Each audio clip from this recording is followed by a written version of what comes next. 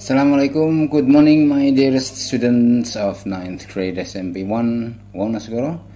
How are you today? I really hope you are happy and healthy.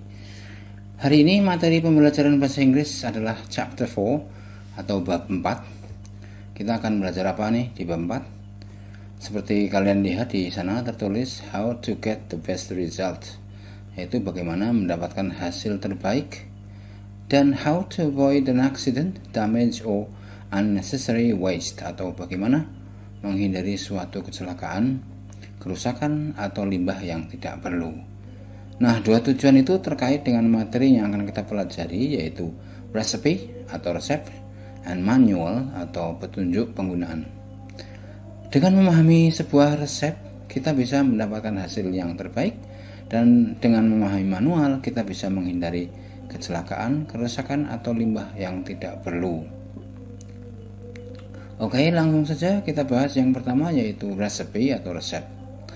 Resep terdiri dari 3 bagian, yaitu yang pertama the goal atau tujuan dari resep itu mau membuat apa, dan goal kadang juga disebut title atau judul. Yang kedua ingredients atau bahan-bahan untuk membuat makanan atau minuman. Dan yang ketiga, method atau cara atau langkah-langkah untuk membuat makanan atau minuman. Sebagai contoh, bisa kalian buka halaman 55 buku paket. Di sana ada resep novel apple pudding.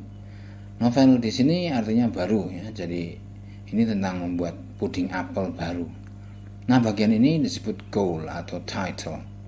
Kemudian di bawahnya tertulis 4 green apples, peeled, cored, and thickly sliced, atau 4 apel hijau dikupas dan dibuang isinya, kemudian diiris tebal.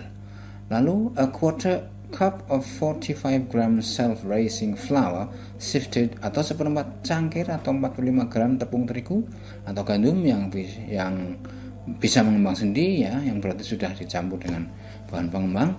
Kemudian sifted berarti diayak halus. Lalu ada 60 gram butter or margarine cubed, atau 60 gram mentega atau margarin dipotong kotak-kotak atau bentuk dadu. Berikutnya half cup of 100 caster sugar, atau setengah cangkir atau 100 gram gula halus, dan yang terakhir ada 1¼ cup or 300 ml water, atau 1/4 cangkir atau 300 ml air. Bagian ini disebut ingredients. Kemudian di sampingnya tertulis place apple in a heat-proof dish, dan seterusnya. Di sini langsung saya terjemahkan, kalian menyimak ya. Yaitu tempatkan atau taruh apel di piring tahan panas. Taruh tepung di mangkuk, masukkan margarin menggunakan spatula. Terus yang kedua, aduklah tepung dan margarin tadi dengan gula dan air. Campurannya harus kental sekali ya. Tuangkan di atas apel. Ketiga, panggang pada suhu 180 derajat Celcius selama 1 jam atau sampai kental seperti sirup dan kekuningan. Sajikan dalam keadaan hangat dengan susu krim atau es krim. Lalu keterangan di bawah sajian: 6 porsi, waktu persiapan 15 menit, waktu memasak 60-70 menit. Bagian ini disebut method. Nah, kalau kalian perhatikan resep masakan dalam bahasa Inggris, bisa kalian lihat pada halaman selanjutnya. Bagian-bagiannya semuanya seperti itu ya.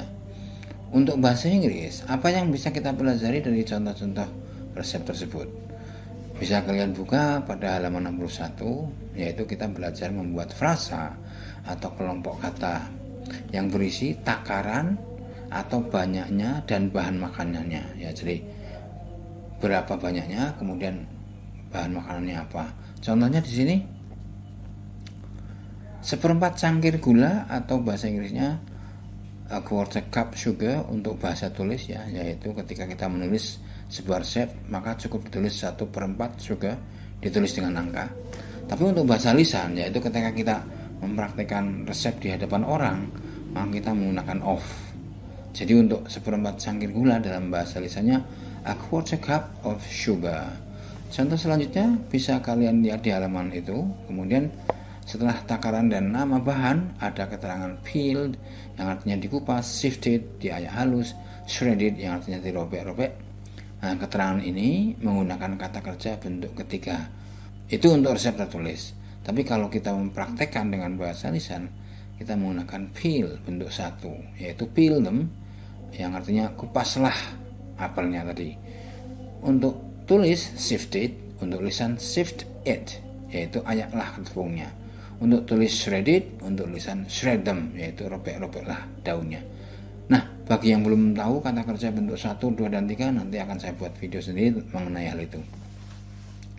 Selain kita belajar membuat frasa kata benda, kita juga belajar membuat kalimat perintah atau instruksi yang bisa dilihat pada bagian method. Coba kalian lihat pada halaman 64. Pada bagian method atau cara atau langkah, kita melihat kalimat-kalimatnya diawali dengan kata kerja seperti place apple atau taruhlah apel, stir in sugar atau aduklah dalam gula, dan bake at 180 degree atau pangganglah pada suhu 180 derajat. Nah, itu semua adalah contoh kalimat perintah. Di sana juga bisa kalian lihat perbedaan bahasa tulis dan lisan. Untuk bahasa lisan, yaitu ketika resep itu dipraktikkan di hadapan orang, selain kata kerja, juga ada kata urutan seperti first, pertama-tama, then, lalu, after, sesudah itu, next, berikutnya, dan finally, akhirnya. Ini supaya terdengar tidak kaku, ya, lebih komunikatif. Nah, all for now, cukup sampai di sini. The other topic, manual, will be discussed in the next video. Topik lainnya, yaitu manual, akan dibahas di video selanjutnya. Okay, thank you so much for watching and have a nice day. Assalamualaikum.